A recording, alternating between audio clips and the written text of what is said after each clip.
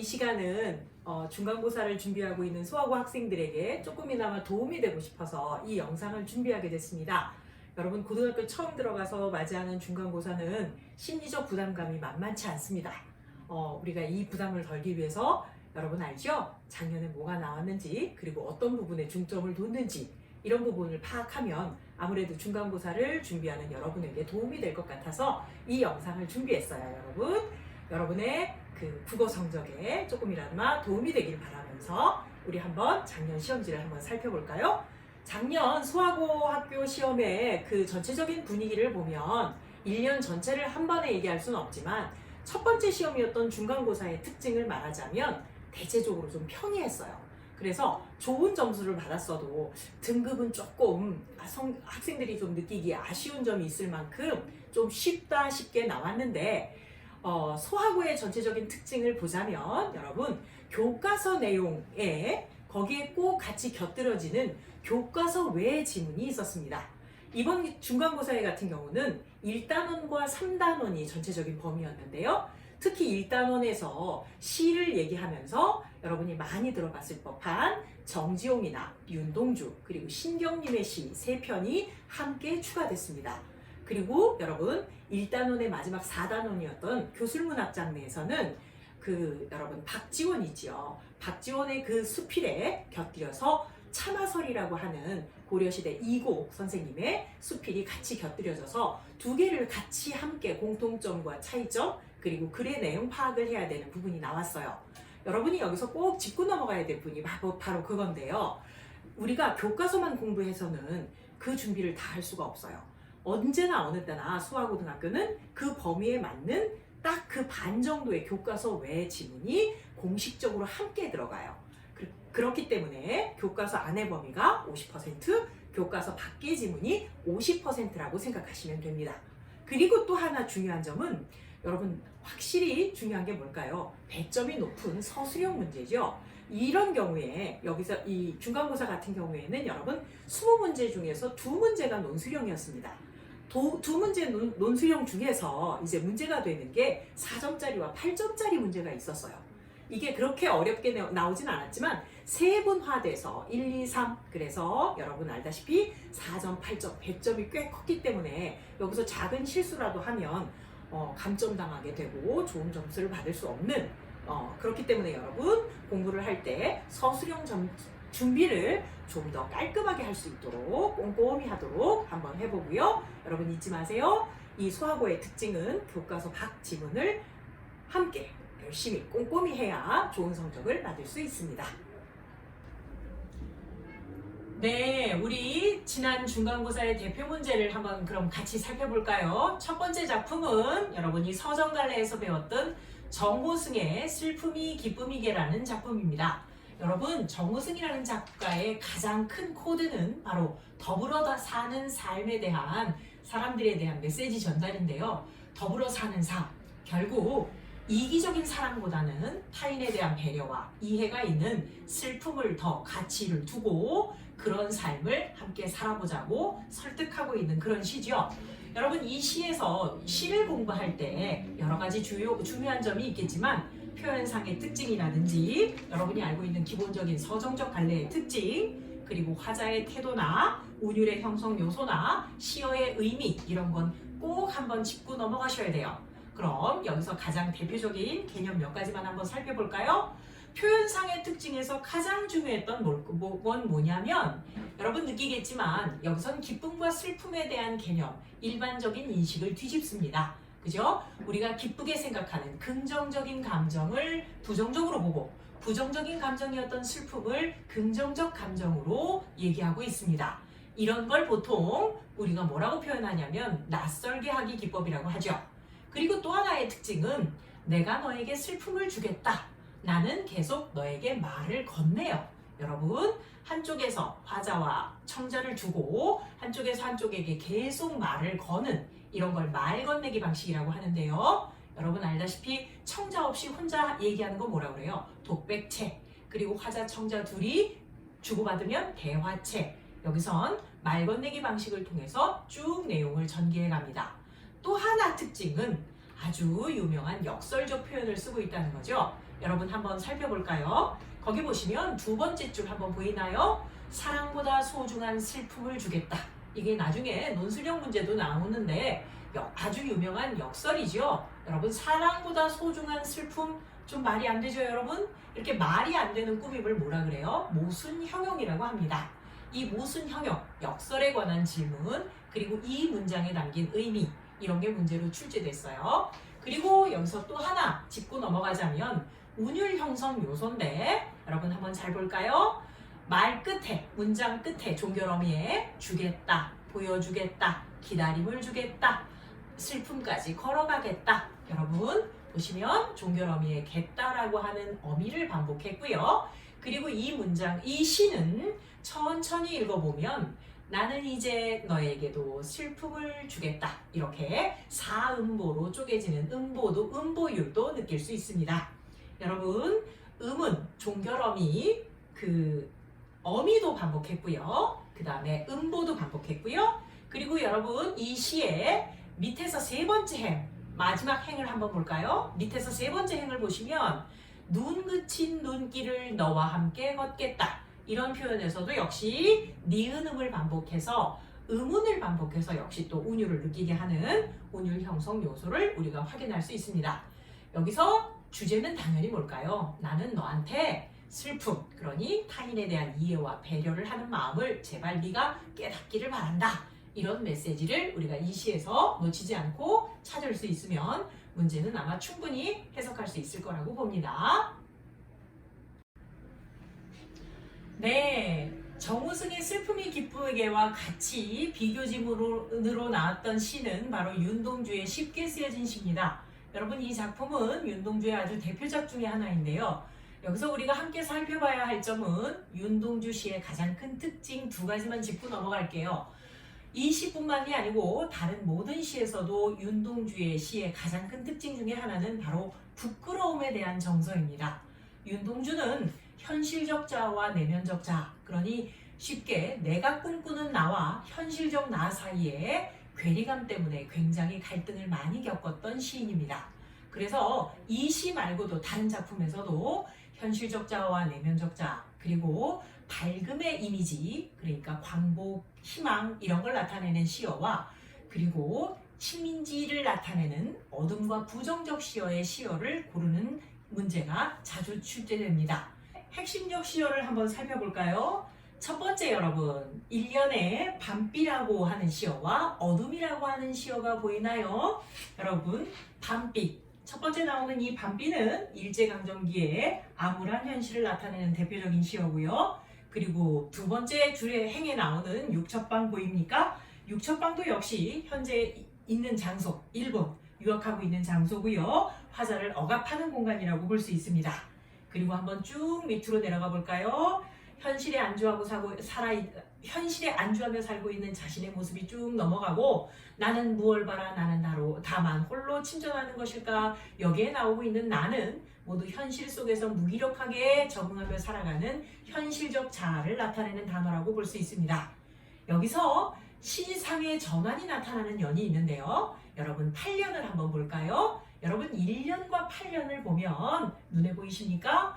육첩방은 남의 나라 창밖에 밤비가 속살거리는데 이 8년은 바로 우리가 위에서 봤던 1년을 일행을 뒤집어 놓은 거예요. 이런 걸 변형된 수미상관이라고 볼 수 있는데 똑같은 행을 두 번 반복하면서 변형을 시켜서 새로운 현실에 대한 인식의 전환이라고 할 수 있죠. 이 부분에서 시상의 전환 그리고 시적 화자의 태도의 변화가 나타납니다. 그래서 여러분 밑으로 내려가 보면 등불과 그리고 시대처럼 올 아침을 기다리는 최후의 나가 뜨죠.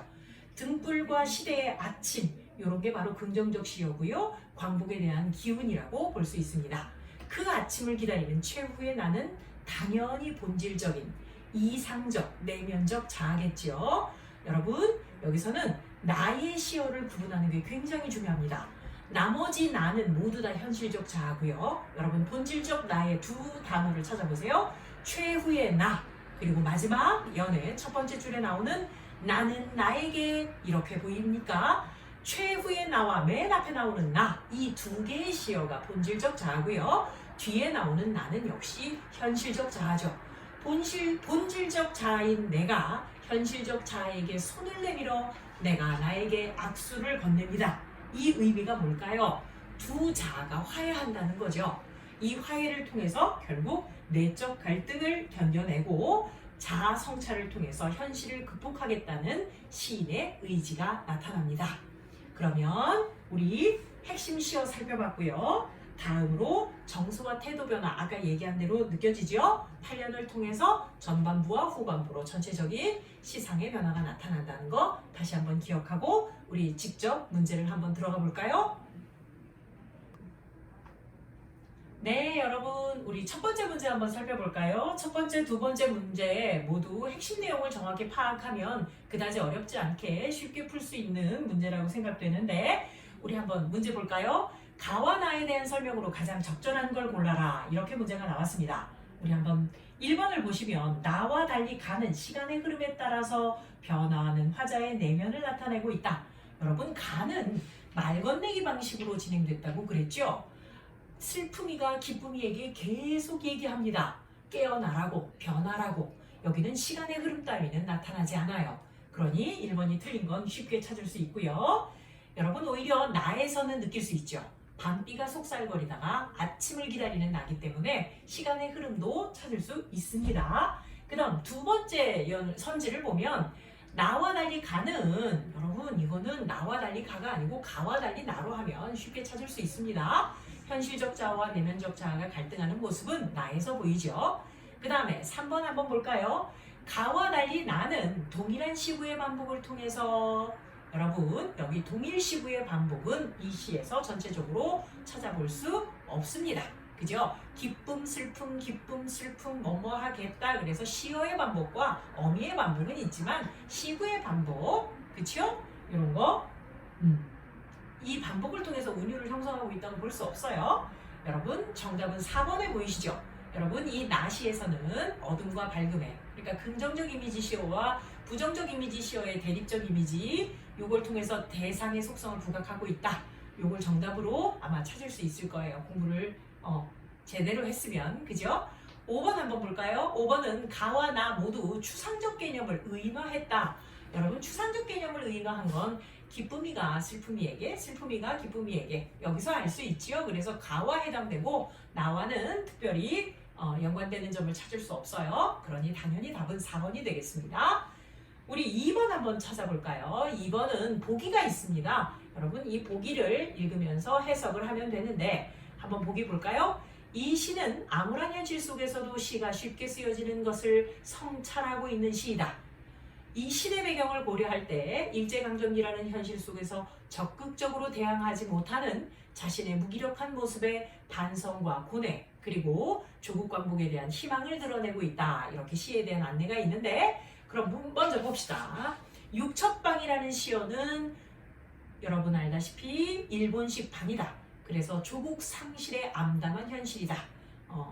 해석할 수 있겠죠. 그 다음 두 번째, 침전한다는 말은 가라앉는다는 뜻이죠. 무력감과 상실감에 빠진 화자의 모습을 드러낸다. 네, 역시 그렇게 볼 수 있습니다.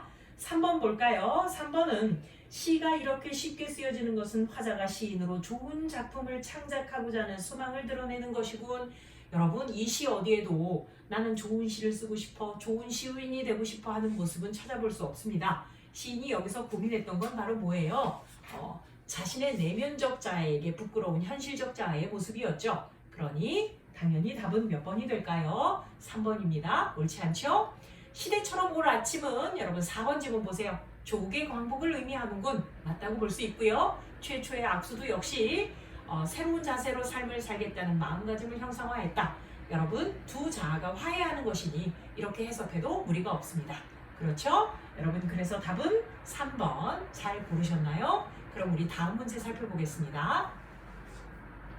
네, 이제 시 지문 세 번째 문제는 바로 논술형 문제입니다. 여러분 논술형 문제는 배점이 높다고 얘기했죠.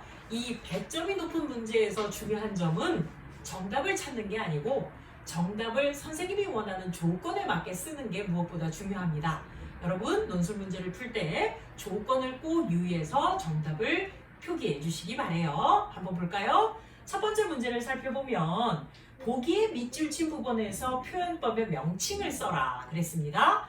그리고 그것과 동일한 표현법을 찾아서 3어절로 써라. 굉장히 기초적인 문제입니다, 여러분. 이 슬픔이 기쁨이게에서 가장 중요한 표현법이 역설법이었는데 그걸 바로 다른 시에서도 똑같이 보고 찾을 수 있느냐 이런 문제였어요. 여러분 많이 봤죠? 문제 많이 풀어보는 학생들은 많이 봤을 거예요. 김영랑의 모란이 피기까지는 해서 찬란한 슬픔의 봄. 여러분 슬픔이 찬란하다는 표현은 어울리지 않는 모순 형용인 거 발견하셨을 거예요. 이걸 바로 역설이라고 합니다. 우리 방금 앞에서 배웠던 이 시에서 역설법을 찾으면 여러분 모두 찾았을 것 같아요. 두 번째 행에 나오는 사랑보다 소중한 슬픔을 주겠다. 사랑보다 소중한 슬픔 안 어울리죠? 찬란한 슬픔도 어울리지 않습니다. 그래서 역시 표현법의 명칭을 첫 번째 쓰세요 하면 첫 번째 문제가 바로 표현법의 명칭, 역설법을 쓰는 것이었고요. 두 번째, 표현법이 사용된 식구, 사랑보다 소중한 슬픔을 주겠다. 요것을 찾아서 그대로 쓰시면 되고요. 그리고 식구의 의미를 이제 쓰는 건데 사랑보다 소중한 슬픔을 주겠다는 게 뭘까요? 중요한 건 사랑의 의미입니다. 여기서 얘기하는 사랑은 우리가 생각하는 그런 숭고한 사랑이 아니고 이기적인 사랑인 거죠. 이기적인, 나만 생각하는, 내 가족만 생각하는 그런 이기적인 사랑보다 남들을 배려하는 슬픔, 아픔을 이해하는 마음, 이걸 더 중시하겠다. 그래서 여기서 얘기한 완결된 문장으로 쓰면 어떻게 될까요? 이기적인 사랑보다 따뜻한 마음이 더 소중하다. 이렇게 적으면 정답이 될 것 같습니다. 그죠? 우리 1번 해결했습니다. 논술형의 2번 한번 볼까요? 이 문제도 역시 세 가지를 제시하고 문장의 형태로 서술하고 네 번째부터는 채점하지 않겠다는 선생님의 조건이 보이는데 이 시의 운율 형성 요소를 세 가지로 나눠서 쓰면 됩니다. 우리 앞에서 언급한 대로 한번 볼까요? 이 시는 여러분 나는 이제 너에게도 슬픔을 주겠다. 이렇게 네 음보로 4음보로 끊어지는 거 느낄 수 있었어요. 음보의 반복. 두 번째 여러분 눈 그친 눈길을 너와 함께 걷겠다. 여러분 니은 느껴지나요? 의문의 반복이 있습니다. 그 다음 겠다 의지를 나타내는 어미의 반복이 있었습니다. 이렇게 세 개를 쓰면 완벽한 정답이 될 거예요. 여러분 잘 찾았죠? 우리 다음 문제 한번 살펴볼까요? 네, 이번에 살펴볼 대표 문제 네 번째는 바로 토론에 관련된 문제입니다. 여러분 교과서의 3단원이죠. 토론에 관한 문제인데요. 여기서 여러분이 꼭 짚고 가야 될 대표적인 핵심 사항은 토론에 대한 개념입니다. 그리고 토론 절차, 그리고 토론의 필수 쟁점, 가장 문제가 되는 쟁점이 무엇이고 그 부분에 대한 논리적인 근거가 매끄러운지, 그리고 그 타당성이 있는지 이런 부분을 꼭 함께 살펴보셔야 합니다. 우리 여기서 살펴볼 문제는 바로 뭐예요? 선거권에 관한 얘기입니다. 선거권을 청소년들에게 주자 하는 찬성 측과 줄 필요 없다 하는 반대 측의 얘기인데요. 여러분 선거권을 주지 말자, 뭐뭐 해야 한다 이런 걸 정책 문제라고 하죠. 정책 문제에서 꼭 살펴야 되는 쟁점 세 가지가 있습니다. 여러분 첫 번째는 뭐예요? 이거 심각한 문제다. 문제의 심각성을 얘기해야 돼요.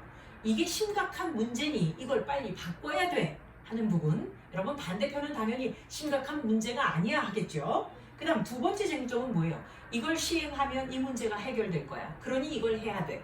반대쪽은 어떨까요? 아니야, 할 필요 없어. 별 문제 아니야. 이렇게 가겠죠. 그리고 세 번째는 이걸 하면 이런 이익이 있을 거야. 그래서 여러분 실행에 따른 효과와 이익에 관한 언급이 있어야 되고요. 반대 측에선 아니다, 이익이 없을 거다. 이런 식으로 각자의 쟁점에 대한 얘기가 나타납니다. 여기서도 역시 그 쟁점을 잘 찾아보시면 돼요. 여러분 문제다, 문제가 아니다. 해결이 된다, 해결이 되지 않는다. 이걸 하면 이런 이익이 있다, 이런 이익이 없다. 이렇게 찬반이 나뉜다는 거 기억해 보시고 우리 본문을 통해 한번 살펴볼까요? 갑니다. 사회자의 여러분 5번째 줄 마지막 한번 볼까요? 여러분 사회자의 역할은 당연히 알고 가셔야 되는 부분이고 먼저 찬성 측 제1토론자에서 입론해달라 그럽니다. 여러분 우리 A 부분만 한번 보고 갈까요? 첫 번째 찬성자는 얘기합니다. 자신이 찬성자의 첫 번째 얘기 입론에서 핵심은 자신이 얘기하고자 하는 것에 대한 개념과 정의를 얘기하고 가는 거죠. 한번 볼까요? 투표 연령이란 유권자로서 투표할 수 있는 나이를 가리키는 말입니다. 그리고 국회의원, 대통령 등 선출직 공직자를 뽑는 선거에서 투표할 수 있는 권리를 선거권이라고 합니다. 여러분 여기서 이렇게 선거가 뭐고 선거권이 뭐고 그리고 투표 연령이 뭔지 개념에 대한 얘기를 했고요. 드디어 이제 문제를 얘기합니다. 청소년들에게 선거권을 주지 않아서 이런 문제가 생겼다. 이건 심각하다. 우리 한번 살펴볼까요? 우리가 지금 읽은 데서 한 6, 7줄을 내려가 보면 갑시다. 거기 보이십니까? 대통령이나 국회의원을 선출하는 일은 우리나라의 미래를 설계하는 일이죠. 국가 정책과 계획을 결정하는 일에 여기 중요한 포인트가 보입니다. 중요한 일에 미래의 주역이었던 청소년이 영향을 미치지 못한다는 건 여러분 매우 심각한 모순입니다. 라고 문제점을 얘기해요. 미래를 책임져야 하는 청소년이 미래를 선택할 수 없다는 건 모순이다. 첫 번째 문제. 그 다음 두 번째. 만 19세 미만의 청소년에게 선거권을 주지 않는 것은 거기 기본적인 권리를 침해하는 일이다. 역시 두 번째 문제를 얘기합니다. 그리고 그 이유로 국가인권위원회를 근거로 삼고 있습니다. 그래서 국가인권위원회에서 만 19세 이상 선거권을 만 18세 이상으로 낮춰야 한다고 권고하고 있습니다. 여러분 지금 문제를 제시했죠. 청소년에게 선거권을 주지 않는 것은 심각한 모순이고 권리를 침해하는 일이다. 그리고 난 다음에 여러분 밑으로 내려가면 해결 방안이 나옵니다. 우리 두 줄만 더 내려가 볼까요? 투표 연령을 낮추게 되면 이런 일을 하면 이런 일이 좋습니다. 이런 언급이 있겠죠? 봅시다.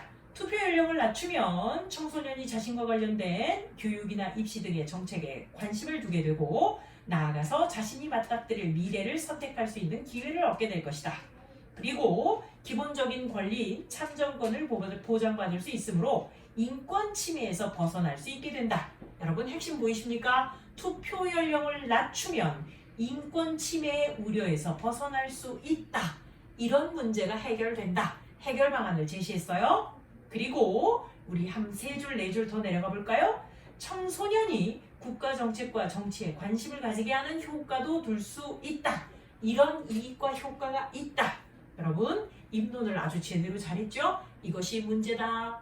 이렇게 하면 이렇게 해결된다. 그럼 이런 효과를 얻을 수 있다. 그러니 투표 연령을 낮추자. 이게 바로 찬성 측 주장이었습니다. 찬성 측의 입론 마무리하고요. 우리 반대 측의 입론을 한번 살펴볼까요? 반대 측 1번. 여러분 반대 1의 입론이 B. 전체적인 큰 가로 B 보이시죠? 우리 그 지문을 한번 살펴보겠습니다. 여기서도 패턴이 똑같습니다. 아까 얘기했죠? 이거 문제다.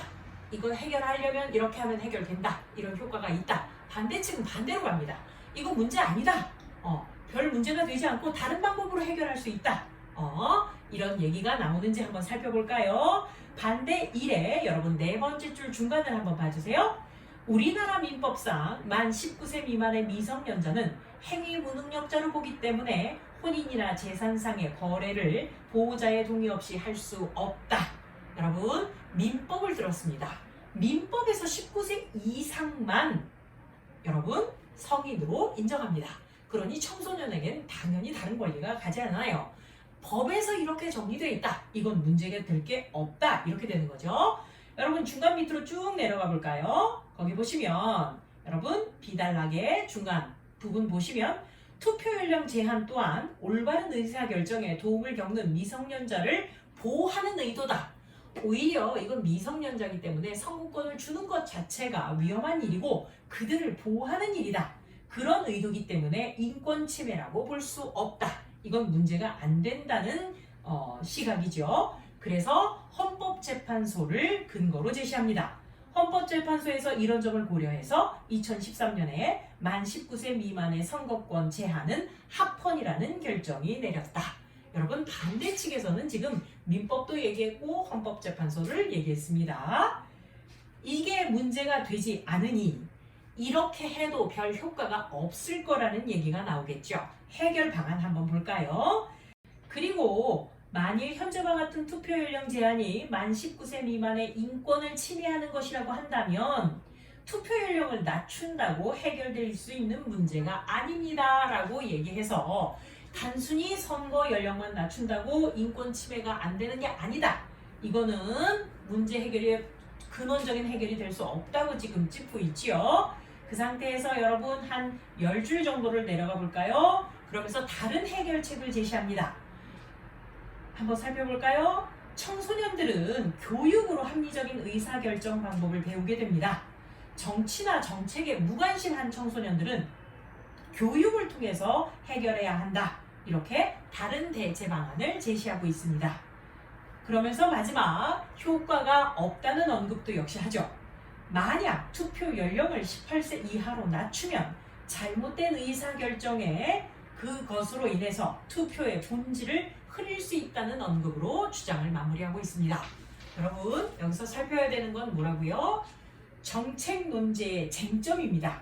첫 번째 쟁점이 뭐였어요? 얼마나 심각한 문제냐? 그리고 이것의 해결 방안은 있느냐? 실현 가능하냐? 이걸 하면 해결이 되냐 안 되냐? 세 번째 마지막은 뭐예요? 이것의 효과가 있느냐 없느냐? 이렇게 입론을 짰습니다. 그럼 우리 14번 한번 풀어볼까요? 14번 문제를 보면 A를 통해서 이해한 내용으로 적절하지 않은 겁니다. 여러분 1번 지문 보세요. 국가인권위원회 권고사항을 자신의 주장으로 뒷받침하고 있다. 여러분 A 지문에서 국가인권위원회 발견했죠? 네, 당연히 맞는 얘기고요. 두 번째, 논제와 관련된 주요 용어의 개념을 정의하고 논제가 등장한 배경을 제시하고 있습니다. 여러분 맨 위에 보면 선거권 그리고 투표 연령 얘기하고 있습니다. 개념 정의했고요. 배경도 얘기했죠. 세 번째, 투표 연령을 낮춰야 하는 이유를 법적인 근거를 구체적으로 들었대요. 여러분 법적인 근거를 구체적으로 들어서 자신의 논리를 얘기했던 건 반대측이었습니다. 아까 발견했지요? 민법 얘기하는. 그래서 이 부분이 해당이 안 되죠. 정답은 3번입니다. 그리고 4번 한번 볼까요? 투표 연령을 낮추면 청소년이 국가 정책과 정치에 관심을 가지게 될 것이다. 그런 효과가 있다. 여러분 찾을 수 있습니다. 그리고 5번째 역시 미래의 주역인 청소년이 미래의 정책을 결정하는 투표에 참여하지 못하는 것은 모순이라고 주장하며 문제의 심각성을 제시했다. 맞죠? 여러분 아까 문제 얘기한 부분에서 찾을 수 있었습니다. 네, 그래서 답은 여기 법 얘기한 부분 3번입니다. 마지막 우리 15번 문제 한번 살펴볼까요?